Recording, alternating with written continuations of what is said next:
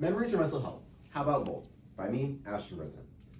Now, our table of contents are going to go over my main argument that I decided, nostalgia and mental health as a whole and what they mean to not only me but also society as a whole, regardless of outside influence. The stigma around traditional therapy and methods to combat mental illness, how nostalgia helps combat mental illness, and then how that combating may not always be the most positive solution because it can also distort a lot of things that can mess with people's perceptions of reality and cause them more harm than good. We're going to go over my solutions and then my main solution / call to action. Now, my argument was that nostalgia is an alternative resource and action to take against mental illness.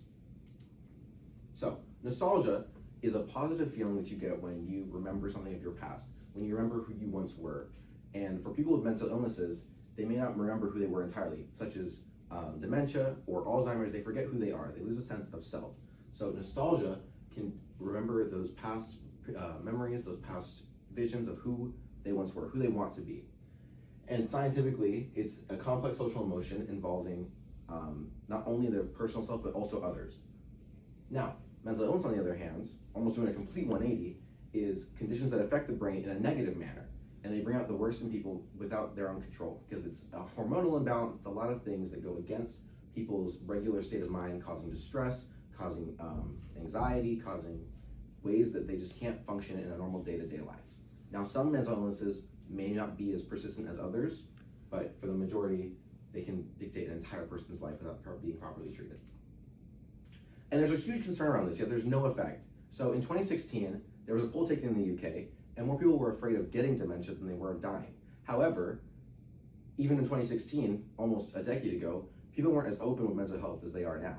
They were conceited, they were scared, they felt that if they were to come forward with this issue, they would be shunned and judged, and they could lose relationships, friendships, jobs, a number of things.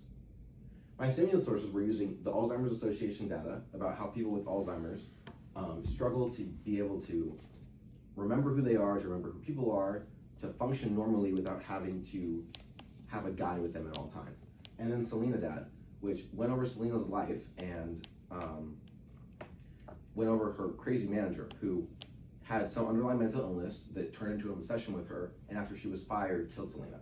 However, even 30 years later, since the 90s when she was killed, she still has a strong nostalgic hold on and grasp on the population as a whole, not even just the Hispanic population, but people all over the world, for allowing herself to be who she was, to express who she was, to bring that positive light to people who need it sometimes. And nostalgia hasn't always been this great thing that people hype it up to be. Even 10, 20 years ago, it was seen as just another mental illness, as people who were stuck in the past, couldn't get past themselves, had to find a way to escape, almost like taking psychedelic drugs. Now, the strong stigma around this has been from a lot of things. Generational trauma. If you ask someone who's in the current generation, or even past generation, they'll say, oh, my parents didn't believe in this, this, and this. It was just something that I was doing that was wrong because I was a child, or I was going through hormonal changes, or this and that. And so we have to beat down and get rid of that stigmatization that our parents and our grandparents have built for us. We just believe that nostalgia or the mental illness is something that we did wrong. It's just brain chemistry. It's something we can't control. Social acceptance. I mean, if you look back almost 80 years now, when we had JFK as our president, his sister, Wendy, was put into a psych ward because she was depressed. She was lobotomized by her father because she couldn't function as a proper housewife. And she died, and she lived that way, incapable of monitoring her own life up until the early 2000s when she died. And the traditional solutions such as medication and therapy have been shunned and looked down upon for a number of reasons, whether it be, oh, you need medication to be a functioning in our society, or you need to talk about your feelings instead of just getting over them. And Americans, once again, since this shift into the 21st century, have taken a farther step, along with the rest of the world, in combating this. 30% of Americans have said that they visited a therapist sometime in their life, whereas 11%, ages 12 and older, have taken some sort of antidepressant or anti-anxiety med that has helped them combat this and live a normal life. Unfortunately, while the stigmatization is lowering, men also are looked down more on it for it because they're meant to seen as empowering, as strong, as caregivers, whereas women, people give them the benefit of the doubt and the excuse of hormones or transitions or other things, when in reality, we're all just people trying to do our best. How nostalgia works. So nostalgia, once again, elicits positive behavior, so it can increase people's mood by bringing them back to a time when they were happy, when they had something to look forward to, when they remembered who they were, what that meant to be. It increases social connections. Nostalgia isn't just about oneself, it's about what oneself was and their surroundings, their house, their job, their friends. And so bringing back some of those positive people in their life can also bring back who they were at that time and bring back that positive version of themselves. It reduces stress.